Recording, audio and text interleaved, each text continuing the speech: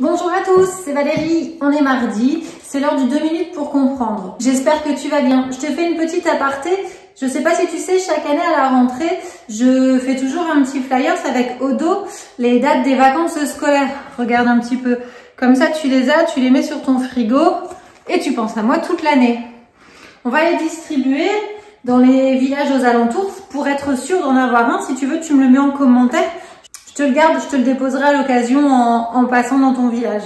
Pas de souci. Le thème de ce 2 minutes pour comprendre, c'est une fois n'est pas coutume, l'assainissement individuel dans notre belle campagne.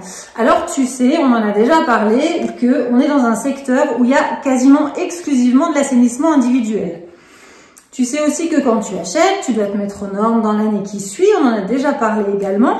Et on a parlé aussi du fait qu'il y allait y avoir des amendes. Figure-toi que j'ai eu un coup de fil hier d'une cliente à qui j'ai vendu une maison en 2018 qui me dit « Valérie, je comprends pas, j'ai acheté une maison avec un assainissement aux normes et voilà que je reçois un courrier en me disant que je dois payer l'amende. » Catastrophe.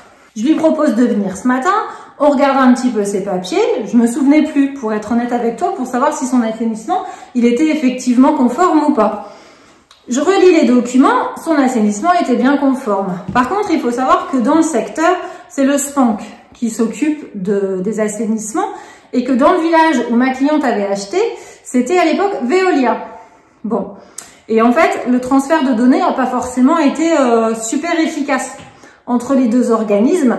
Il m'a juste fallu envoyer le diagnostic assainissement que Veolia avait réalisé au SPANC et tout de suite, comme l'assainissement était conforme, et ben son amende elle a été levée. Bon, c'est bon à savoir. Si c'est moi qui me suis occupée de ta vente et que tu reçois un courrier, n'hésite pas. Je te le fais avec plaisir, je m'en occupe et j'écrirai au SPANC en ton nom. Surtout si tu reçois ce genre de courrier, t'écoutes pas tous les cancans du village, hein. Tu vas voir les personnes concernées. Parce que si ma cliente, elle avait écouté tout le monde, elle refaisait déjà son assainissement. Donc elle a le bon réflexe, elle m'a appelé, je l'ai aidée. Elle est sortie tout à l'heure de l'agence avec le sourire et en me remerciant. J'adore. Allez, si tu as besoin, n'hésite pas. Passe une belle journée. Au plaisir de partager ensemble.